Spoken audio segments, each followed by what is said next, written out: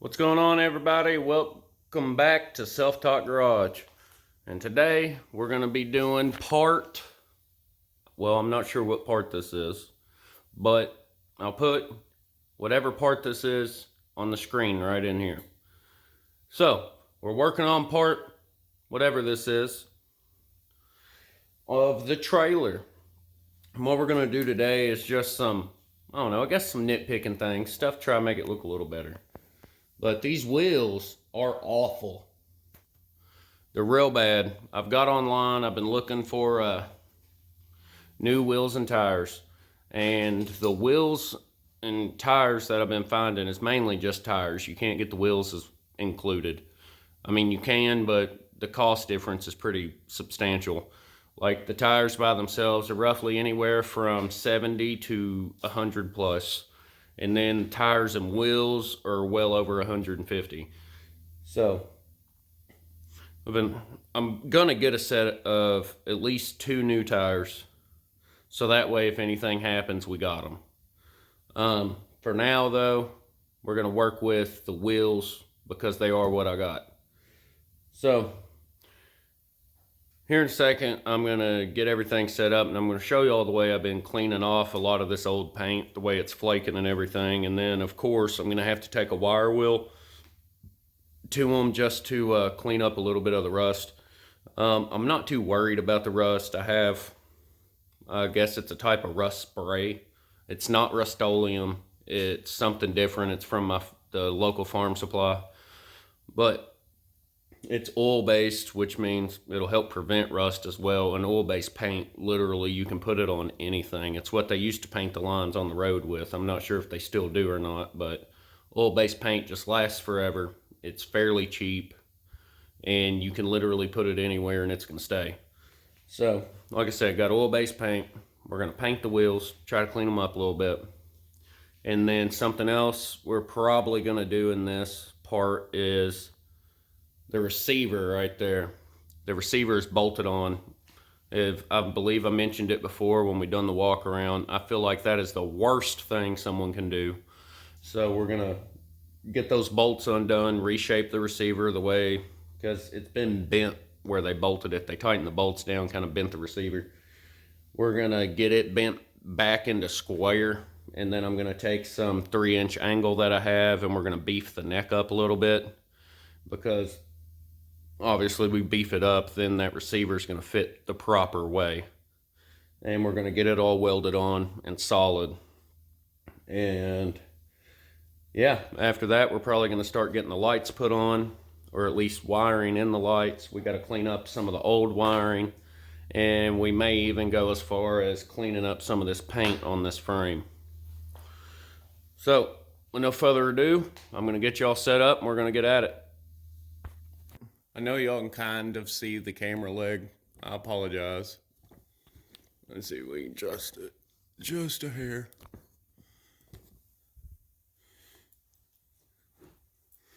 All right. So we got the tire here, or in the wheel. What I've done to clean this up, blow off a lot of this flaking paint, is I pressurized my compressor to 150 pounds and let all of that go into this air gun here. And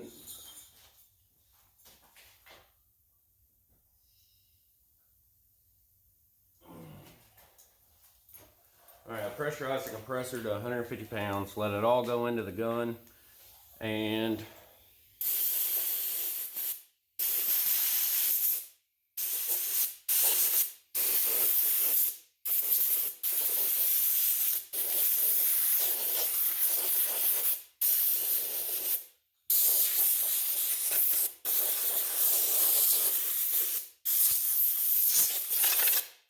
sure that was horrible on your ears, but it took a lot of this mess off. So what I'm going to do now is we're going to get the grinder with a wire wheel attachment, and we're going to just kind of at least hit this flat surface and may clean up these rims a little bit, like the rim of the rim. Haha, what a pun. But other than that, after that, we're just going to throw paint on it. I'm not too concerned with aesthetics. I mean, this frame looks horrible. I mean, we're going to spend some time on it, but as far as the wheels go, they're not my top priority. So I'm going to go get the grinder and the wire wheel attachment, put on a face mask, and we'll get to work on this. All right, this isn't the wire wheel I was looking for. Me and another guy, we share this garage because we work on things together. So I'm assuming wherever the other grinder is, that's where the wire wheel is that I'm looking for, but I cannot find the other grinder. So we're going to be using old battery-powered Milwaukee. My only concern with using this one is it's quite a bit stiffer. I'm not sure how well it's going to get into all these edges and stuff, but I guess we'll see. But I'm going to go ahead and warn you, if you're wearing headphones, you're probably going to want to take them out. But here we go. Oh. And that's why I think we need the other grinder. But something I will tell y'all real quick while I'm thinking about it. Anytime you're doing something like this with a wire tool or whatever, even doing it with a wire brush by hand, you really ought to wear these face masks. You can get a whole pack of them, like I did. Here, I'll show you. I got a pack of like 20, I believe. And I literally spent $4. Your respiratory health is important, especially when it comes to stuff like this, because this dust will literally make you sick and it's very capable of killing you. So it's just something that, yeah, it might not affect you immediately, but over time it is going to tear you up inside. And then safety glasses. We only get one set of eyes. So remember, you always need to take care of them. So now with that, I'm going to get to it.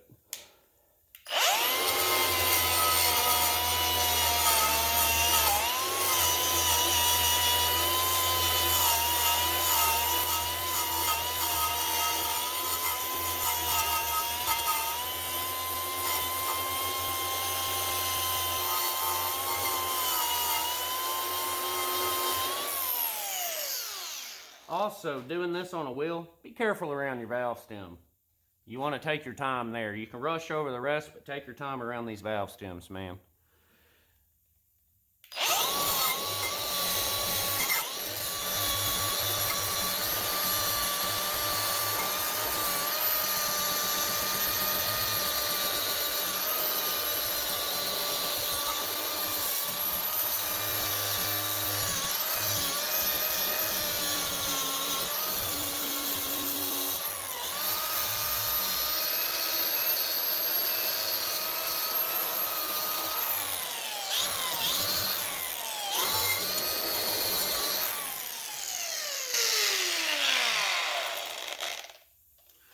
Alright, so like I said, I'm by no means trying to get this perfect. I'm just trying to get it.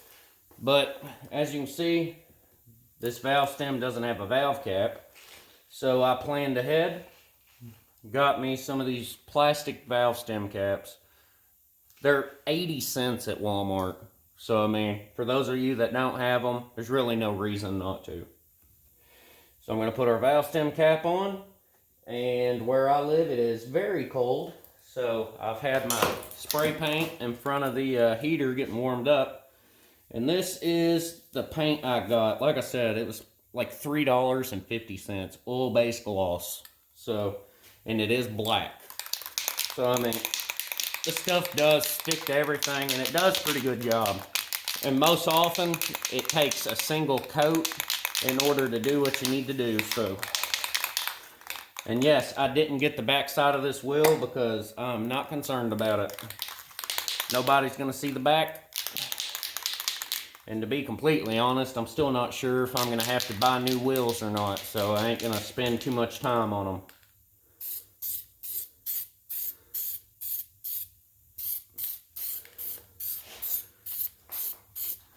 Now as you can see, what I do with spray paint is I just kind of tap it little at a time. Yeah, I'm not worried about the tires either because from the from the look of the cracks in them, they're not going to be around too long. So I'm just trying to clean it up a little.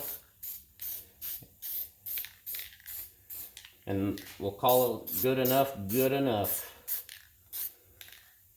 But, as you can see, a single coat pretty much took care of it. I mean, there's going to be the spots that need hit again because, for one, the rust. But other than that, looks pretty good. Now all we're going to do is set it over here in front of this heater so that way it can start to dry. And we'll get started on this second wheel. This one actually isn't too bad. It was on the trailer backwards. So, in comparison, it's actually in pretty decent shape. So, we're still going to do everything we did to the first one, but compared to the others, this one's actually pretty nice.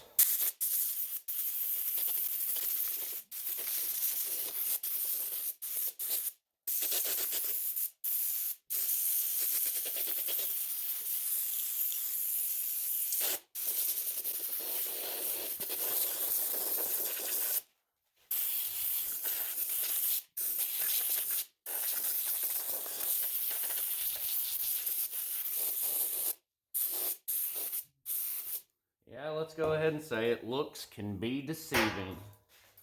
Alright, so I'm going to go ahead and fire up the grinder now.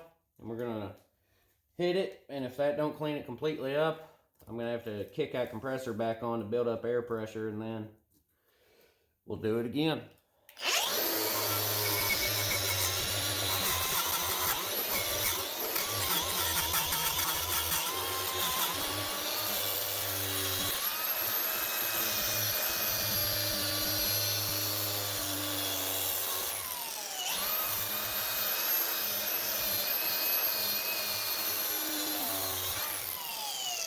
Oh, tire even cleans up pretty good. Yeah, that was a joke.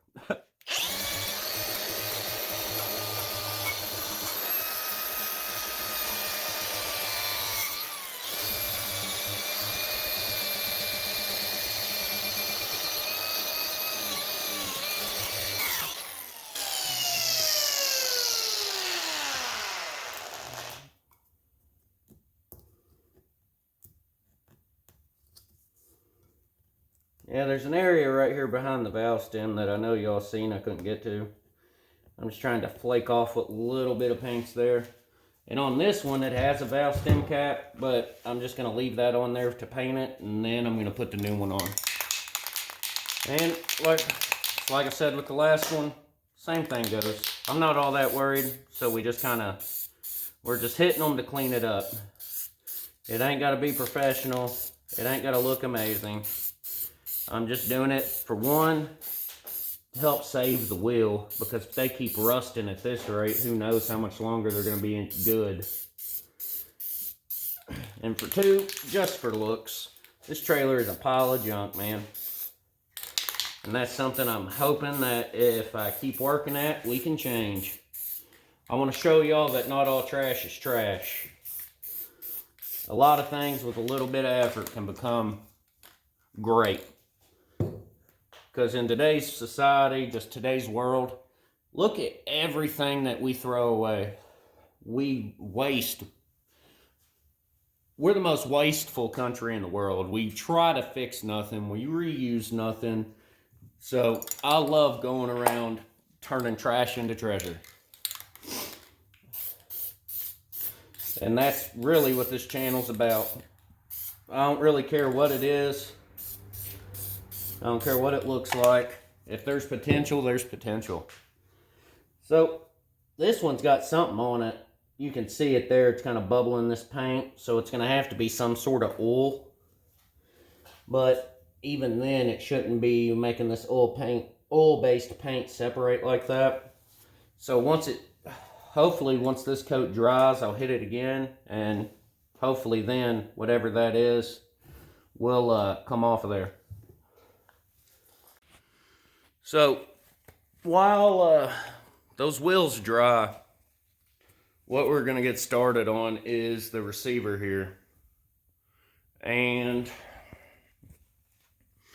I mean, first things we're going to have to do is I'm going to have to get those bolts cut. We're going to have to cut that weird ground wire off. I have a lighting kit that I ordered. It is out in the truck right now. We're actually going to pick up a boat later, so I was waiting to make sure that that boat trailer has lights on it before I get the lights hooked up on this. Just so that way if we need them, we can, I don't know, duct tape them onto the fenders of the other trailer, whatever. You know, just get it home. But other than that, like I said, we're going to get those bolts, probably just cut them off. Get the 3-inch angle, put it on there. Clean up all that garbage so that way we can weld to it. Cut that old safety chain off because I have some better chain outside. Well, we might reuse that chain, but we're not going to have it looped through a weird handle. We're going to actually weld it to the tongue of the trailer so that way if it ever breaks free, it stands a better chance of actually catching it. So, no further ado, we're going to get to it, and I'm going to get y'all set up and we'll get going. Well, that popping in the background is my heater. It just kicked off, but I'm going to warn you, it's probably going to be pretty loud, so got your volume up, headphones on, trying to save you. Alright, so what we're going to do now is we're going to take a grinder with a cutting wheel. Once again, face mask and eye protection. But we're going to take the grinder and the cutting wheel. I'm going to cut this little self-tapping screw here that's holding this wire. Honestly, just because it's the easiest way to get rid of it. And then we are going to cut these bolts off on this side because it has 2 washers spacing out the bolts. So this side will be a little easier to cut without getting into the receiver or the trailer hitch. So once again, this is probably going to be pretty loud, so here we go.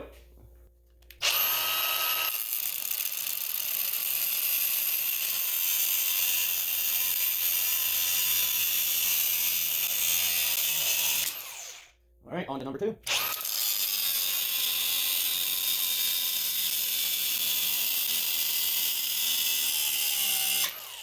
And as you can tell, that was under a lot of tension. When I hit that second bolt, it actually popped the receiver to the, like it re-expanded to the point it pulled out the bolts on its own.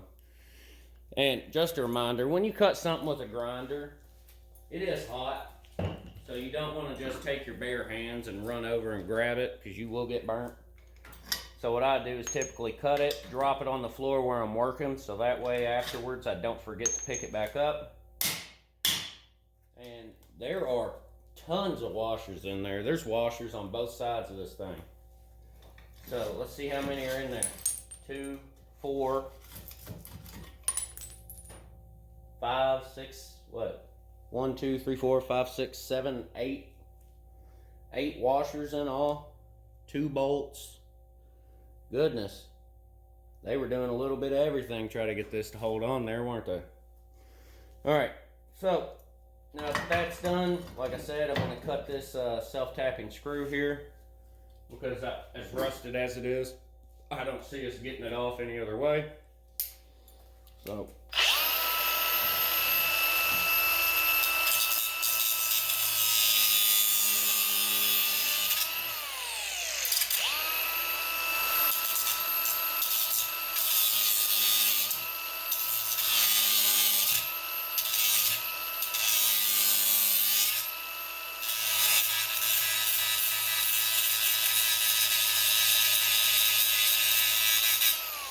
and just like that, it looks like it never even happened. Alright, now that we've got all that done, what I'm going to do is take the grinder with the wire wheel attachment again. And, well, while I still got the cutting wheel on, these bolts here are rusted to the point they are seized up, so we're going to have to cut the chain off of them. So, obviously the size of the bolt, it's going to be easier to cut a link out of the chain, so that is what we're going to do. But before I do that, I need to get all of these hooks and everything, because I'm going to end up using these hooks but I have the proper links to attach the hooks to the chain. So, alright, so we got them removed. And you can see that the chain's bolted together right here as well. At least I think you can. Let me zoom in for you. There you go. So we're going to be cutting that off as well, because I'm not sure why that bolt's there, other than maybe it was to try to keep the chain from sliding through that little ring. But zoom back out. Alright, so we're going to cut that out. We're going to cut these two bolts off. And then we're going to wire wheel it all down to clean it up. And then we're going to get started on the rest.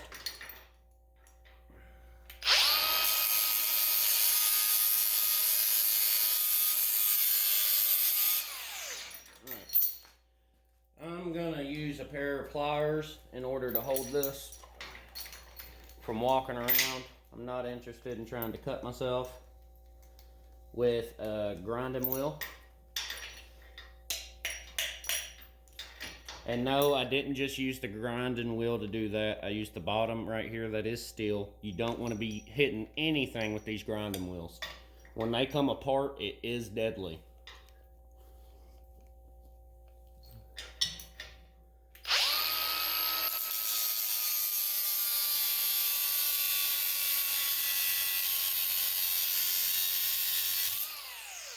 And when cutting chain, you do have to cut two sides of each link. Chain is very hard. You can do it with bolt cutters, but it is way easier to use a cutting wheel on a grinder.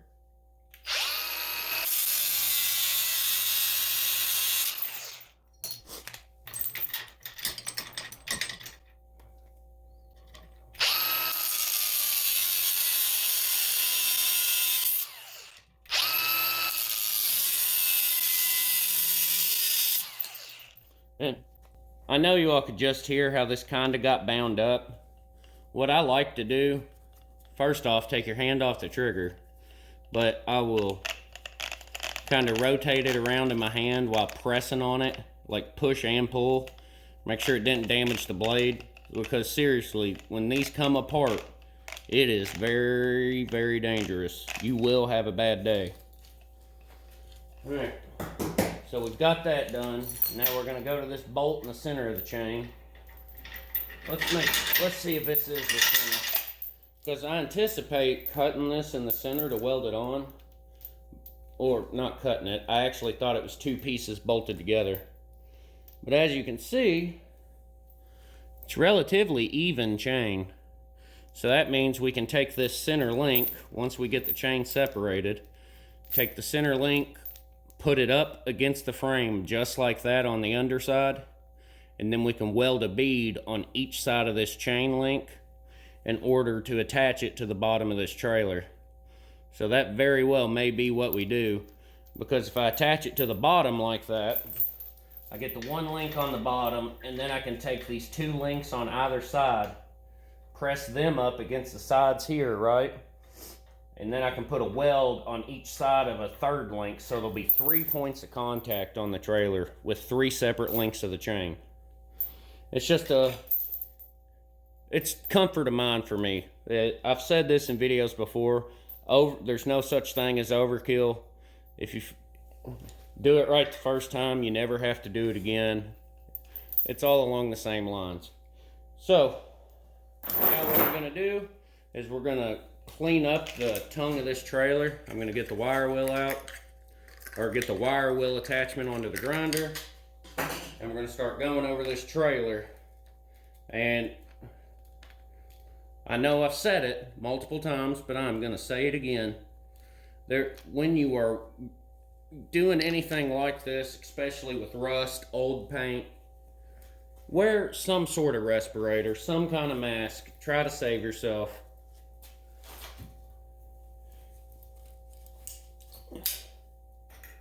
If you're going to be stupid, at least be smart about it. And then, while we got all this apart, this is sticking really bad, this receiver. As you can see, that piece gets stuck in there for some reason. I've tried lubing it. I've done transmission fluid, PB blaster. I've done a little bit of everything. So what I'm going to do while we got this off of the trailer is I'm going to take this nut off of the bottom here, pull all this out, and I'm just going to get in there with a wire brush and clean up some of that rust and put a little bit of grease between these two pieces of metal here. So that way it's lubricated and hopefully the receiver will function properly. But if you can tell, you can see how this is still misshapen. It's dented out up here towards the front and it tapers towards the end. I've never really seen one misshapen like this. I've never seen someone attach one to a trailer the way this one was. But we will get it taken care of and we'll do it right. But enough talking. We're going to get at taking care of some of this rust so we can get this tongue and the front half of this trailer coated in that rubber. I told you all about it in another episode, but I have a Rust-Oleum rubber coating. Obviously, it's made by Rust-Oleum, but it's pretty durable stuff. I've been using it instead of undercoating for a long time, and that's what I plan on coating the tongue and the underside of this frame with.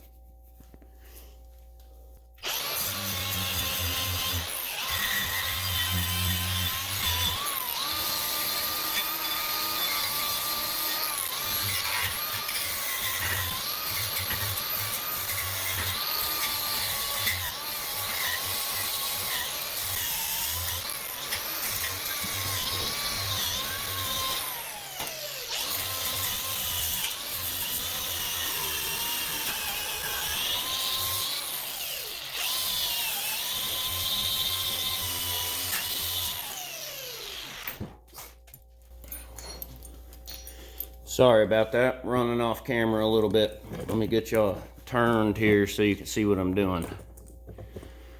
All right, and I know y'all can see that mess of wiring right there.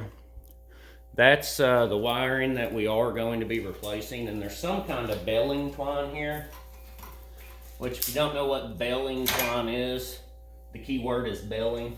It's used for belling hay, square, this type's for square bells.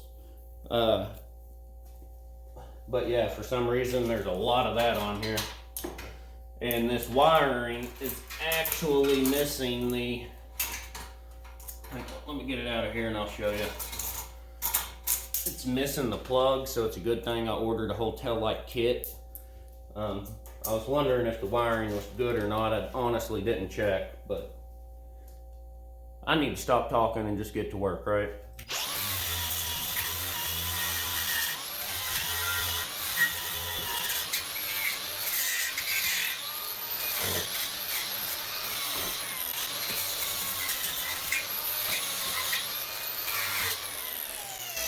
As you can see, some of these areas we can't really get into, but I do have another wire wheel set over there that we can change it out for.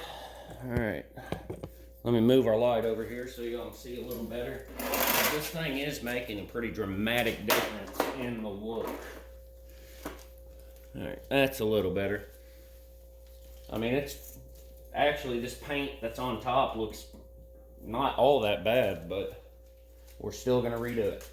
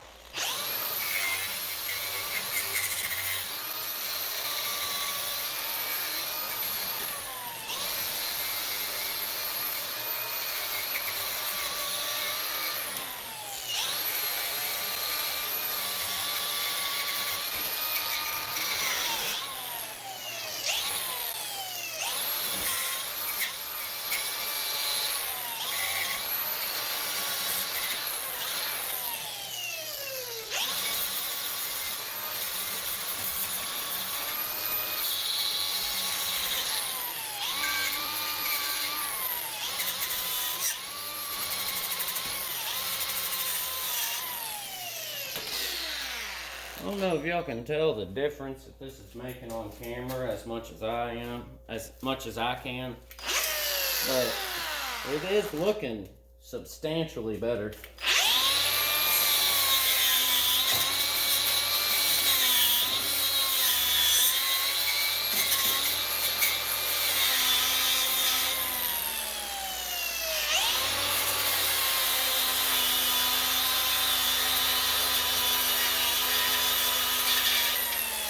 And I know you could see that. The only reason I've done that with that pin and stuff is because that pin is a pain to get in and out. Which I plan on lubing all of this stuff while I got all the grease and stuff out. I just wanted to take care of the receiver and some other things prior to doing that.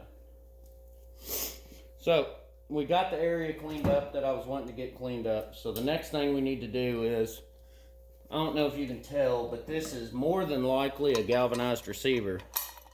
So what we need to do in order to put welds on this is we need to grind down the areas that I anticipate welding to get rid of the galvanization. So obviously we're going to get around these two holes here because we're going to put some welds on top. Then we need to get around the holes here on the sides, so that way I can do multiple plug welds and along this bottom rim here. I'm more than likely, even after getting this to the right size for this receiver, I'm more than likely going to run the bolts back through it. But the bolts are just going to be to hold it in place while I do the welding. I mean, primarily. And then let's say for some reason the welds break, the bolts will be a secondary to make sure that we don't lose the trailer. So, but I'm not going to be using them old bolts. We're going to run grade 8s through it to make sure that there's nothing to worry about. The grade 8 should rip out of the tongue of the trailer before they ever break. So what we're going to do is I'm going to take this over to my bench grinder because it has a very aggressive wire wheel on it, and I've taken galvanization off quite a few different things with it. But I'm going to go do that off camera, and then I'll bring y'all back when we're cleaning up the tongue of this to get ready to weld on some of that 3-inch angle to get this to the right diameter or the right size. I hope y'all are enjoying these little, I guess, quick videos, or well, they're not really quick, they're all about 30 minutes long. But I'm cutting all of these without doing like an outro or anything because I've a lot of footage built up and I'm just going through and editing through the videos as I get the time to. But I'm trying to just show y'all pretty much everything I'm doing. So, I don't know, maybe it'll help motivate you to do something on your own or do something, you know what I mean? Look at something differently and be like, you know, I could probably clean that up and fix it. For instance, this trailer I bought for $100 or $140, something like that. But let's be honest, now that I'm working on it, cleaning it up, with the little bit I've done, to be completely honest, I'm sure I could get over 500, if not 1,000 for it, if I list it the right way, which there's still plenty more to do to this trailer. We're not done yet, but I'm just saying overall it's already looking way better than it did on the day I picked it up. But there's still quite a bit of video to come. I still have quite a bit more that I'm going to be uploading on this trailer. We're probably going to have 8 to 10 parts, if not more. Like I said, this is the end of part 3, I believe, if not. Yeah, we're about to start part 4. But yeah, I'm cutting them short without an outro because, like I said, I have a buildup of footage.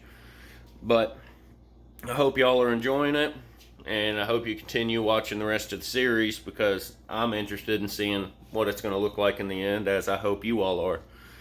But thanks for watching. Like, comment, and subscribe. And this is Self-Taught Garage, where I taught myself about how to do all of this. And we'll see y'all on the next one.